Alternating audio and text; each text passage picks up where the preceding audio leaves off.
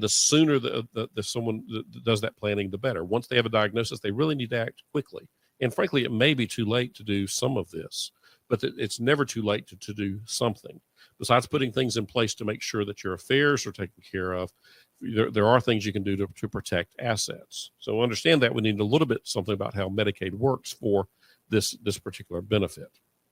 So the basic requirements to qualify, you got to be blind, aged, blind, or disabled. Now, aged is age 65 or over, blind or disabled. That's who meets the medical criteria of requiring skilled care. And so if they need assistance with 2 or more activities of daily living and they're aged, blind, or disabled, then they can qualify for that benefit if their income and assets are below certain limits. The income limit is $2,742 a month. Theoretically, if their income was above that, they wouldn't qualify, but the reality is income never keeps anybody off this benefit. The reason is there's something called a qualified income trust that simply makes the excess income disappear. It's all just going to be assigned to Medicaid or assigned to the nursing home to be used for your benefit. So magically you qualify once you sign that qualified income trust. Assets, though, will keep you off benefits. So the asset limit for a Medicaid applicant is only $4,000. Again, not very much money.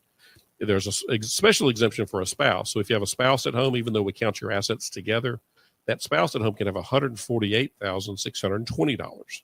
So we give them a little bit of money. But again, if I worked, saved, I got $500,000 in the bank that I'm planning on using for retirement, suddenly my spouse has to go to a nursing home and I wind up having to spend down all of it but $148,000. I just dramatically changed the lifestyle that I'm going to be able to live for the next 30 years in my retirement. And so while it's not nothing, it's not at all what those individuals were planning for, saved for, or expected.